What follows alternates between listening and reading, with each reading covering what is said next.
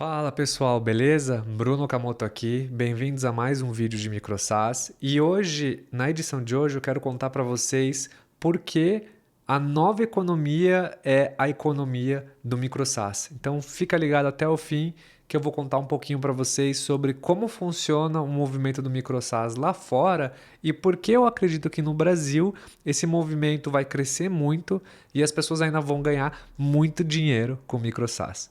Então, bora lá. Gente, começando hoje, eu quero falar para vocês um pouquinho sobre algumas informações do ecossistema, tá? Então, se a gente parar aqui para olhar dados da ABS, da Associação Brasileira de Startups, e a gente analisar esses dados, a gente vai ver que em 2021 foi mapeado 13.700 startups no Brasil.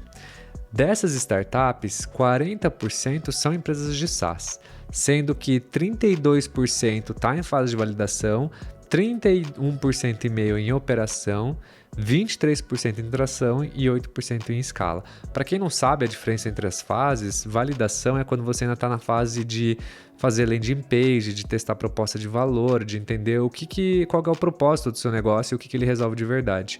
Já é o pessoal que está em fase de operação, é o pessoal que já passou pela etapa de validação, já consolidou o negócio e está na fase de começar a explorar canais e vender e conseguir chegar num primeiro MRR 5 mil, 10 mil, por exemplo.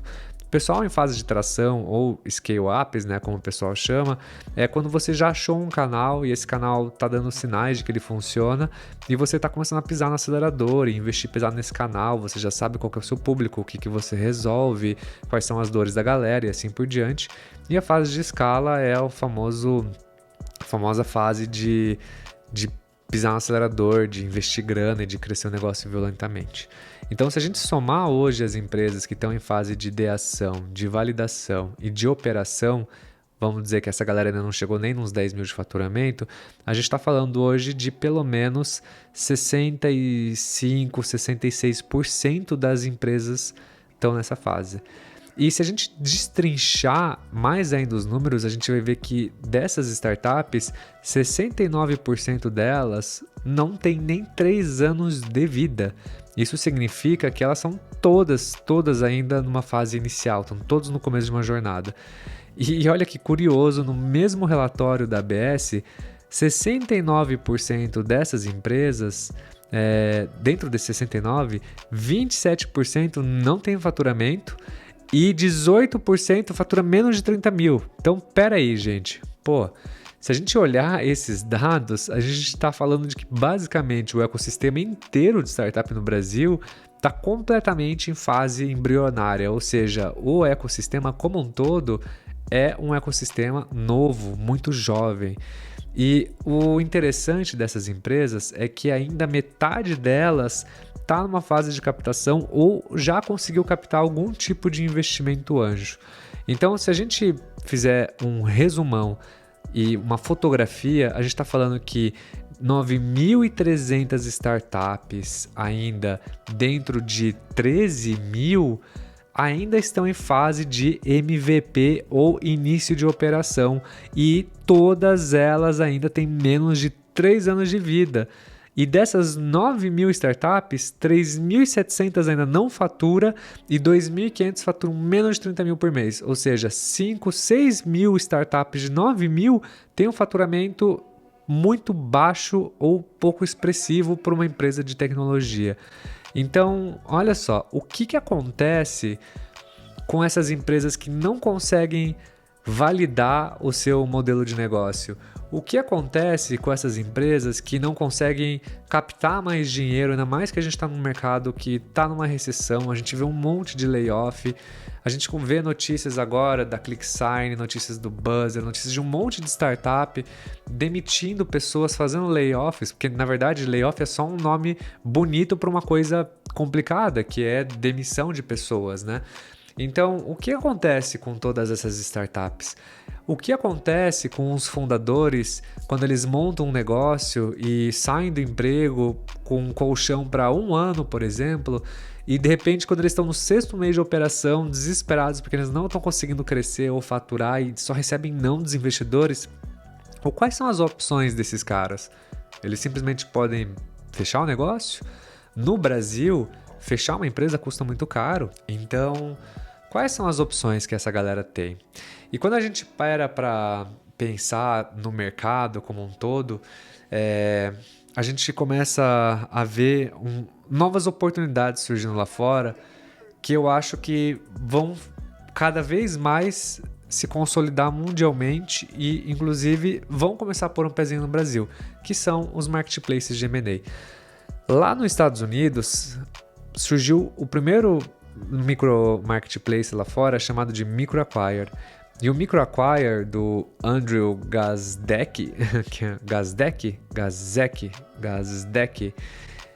o Andrew, em 2020, ele tinha uma tese de negócio. Ele acreditava que empreendedores de pequeno porte tinham muita dificuldade de vender uma operação, de vender um negócio. E ele, como um empreendedor de startup, ele também passou pelo ciclo de montar e vender um negócio. Apesar de ele ter vendido um negócio por um montante bem interessante, ele entendeu que esse jogo de montar, crescer e tudo mais é um jogo complexo. E que, a verdade, as pessoas que ganham dinheiro com startup hoje em dia fazem parte de uma minoria, de verdade, muito pequena. Então o Andrew resolveu montar um marketplace a fim de facilitar a vida desses empreendedores. Você pega um empreendedor, por exemplo, em fase de validação. Vamos pegar que hoje 70% das empresas que eu falei está nessa fase. E o cara hoje, ou ele fecha a empresa ou ele pega investimento. Raramente o empreendedor vai deixar a empresa andando de lado ou em stand-by para, fazer outra coisa. E o Andrew, ele chegou e falou, não, peraí, gente, vocês podem pôr aqui o ativo de vocês na minha empresa e vender, porque se você já fez o 0 a 1, que é a parte mais difícil, tem pessoas que podem querer pegar o seu business e fazer o de 1 a 2 e tá tudo bem, e partir para o próximo, e assim por diante. E com o nascimento do MicroAcquire, foi uma explosão do ecossistema, porque começou a surgir um monte de agentes e desenvolvedores e compradores que começaram vários movimentos. Então, olha que curioso. Quando surgiu o MicroSaaS, muitos empreendedores indie hackers, eles começaram a ver e falar assim, cara, eu vou construir um MicroSaaS para testar uma hipótese. E se essa hipótese não parar de pé, eu vou vender ela no MicroAcquire. E olha que bacana, o cara foi lá, construiu o MVP dele em uma semana, passou 6 meses tentando fazer aquele negócio crescer, aquele negócio chegou num patamar de faturar $1.000, $2.000, $3.000 e esse empreendedor por algum motivo cansou do negócio ou chegou à conclusão que não fazia mais sentido continuar com esse business. E o que ele fez? Vendeu no MicroAcquire. Ou seja, hoje em dia, pelo menos no Brasil, se isso acontecesse com você não ia conseguir vender o seu negócio tão facilmente assim. Como lá fora existe essa oportunidade. Então, a beleza hoje do MicroAcquire é que ele está pegando um mercado fragmentado e criando oportunidade para essa galera. E do lado do comprador, olha que curioso, além dos compradores serem as empresas que compram micro-SaaS ou pequenos negócios para, às vezes, usar até como uma funcionalidade dentro de uma startup ou de uma empresa maior, estão surgindo lá fora movimentos como Micro Private Equity, por exemplo. Micro Private Equity significa fundos privados micros. De uma forma bem simples de dizer, são pequenos fundos constituídos por empreendedores, na sua grande maioria, com experiência em construir negócios, que estão pegando esses marketplaces lá fora e comprando empresas dentro de um mercado que eles têm conhecimento e crescendo esses negócios para ter um portfólio de vários micro-SaaS, acreditando que se eles pulverizarem o risco deles num portfólio com vários negócios, eles podem ganhar muita grana no longo prazo com esse efeito exponencial do crescimento. Para um fundo de micro private equity, a aposta é muito diferente de um fundo de VC, de venture capital. Para um micro private equity, o que importa é você comprar um negócio que ele seja rentável, que esteja minimamente validado, com um canal minimamente validado, e para ele pode pegar esse negócio e com a experiência deles, eles vão pegar 1, pegar 2, pegar 3, pegar 4 e vão operacionalizando esses negócios para que eles vão crescendo com o tempo e pelo menos uma boa parte desse faturamento vai para o bolso desses founders. Ou seja, eles estão criando vacas leiteiras. Então, enquanto muito empreendedor lá fora não está conseguindo desenvolver sua startup, não está conseguindo talvez dar andamento no projeto que ele tinha pensado, idealizado inicialmente, eles estão vendendo esses projetos e indo atrás do próximo, enquanto esses micro private equities e outros perfis de compradores estão falando assim, caramba, cara, quanta oportunidade boa para comprar, quantos negócios bons que tem por aí. E aí eu trago esse zoom aqui para o ecossistema brasileiro.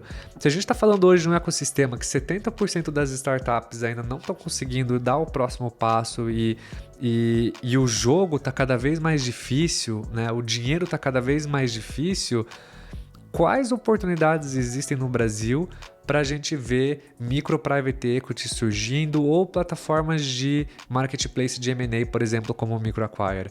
Então, a reflexão que eu quero deixar com esse vídeo aqui é que lá fora tá surgindo movimentos hoje que permitem empreendedores de early stage, né, pessoal na fase inicial, que as pessoas tenham menos medo de errar. E essas pessoas, se elas se depararem com um mercado ou com um produto que elas não querem mais seguir, elas podem ter mais opções do que a gente tem aqui. Elas podem vender o negócio delas, pôr um troco no bolso, recapitalizar às vezes o dinheiro que ela investiu do bolso dela para montar um MVP. E então eu acredito que no Brasil, pelo perfil cultural que os brasileiros têm, que a gente já nasce empreendedor, né? Porque convenhamos que montar negócio no Brasil, você tem que ser um nível muito alto de experiência para você empreender. Se no Brasil a gente já tem um perfil tão empreendedor assim, e a gente tem hoje, com tantas adversidades, 13 mil startups, isso só em 2021, cara, quantas oportunidades a mais a gente não teria se tivesse marketplaces ou micro private equities no Brasil comprando e operacionalizando essas empresas? Os empreendedores no Brasil não teriam tanto medo de errar e a gente quebraria também um pouco do que a mídia criou aqui dentro desse ecossistema de que startup é uma coisa sexy, porque não é sexy. Porra, startup é difícil pra cacete. Pra você jogar o jogo de startup, você tem que ter muito estômago. Pra mim, cara, empreendedor de startup é empreendedor Street Fighter, entendeu? É o cara que vai pra rua, dá tapa, levar tapa e, cara, é difícil pra caramba. Por que a gente não pode dar um passo para trás e tirar um pouco dessa romantização que existe nas startups e começar a olhar micro SaaS como negócios incríveis? Porque a verdade é que se você monta um micro SaaS e você tem a intenção de que esse negócio seja micro, você pode construir uma startup, ele pode eventualmente virar uma startup, mas uma startup ela nunca vai poder ser um micro SaaS. Então eu deixo para vocês aqui uma reflexão. Daqui em diante a gente vai começar a ver muita oportunidade de negócio surgindo com esses movimentos de micro SaaS, de micro private equity, de marketplaces de M&A. Então se você está aqui vendo esse vídeo pensando, cara, eu tenho muitas ideias, eu quero fazer um micro SaaS, eu quero montar um negócio, não perca mais tempo, porque o momento é agora. Então, para esse vídeo aqui agora, deixa seu like, curta o canal e vai construir o seu micro SaaS.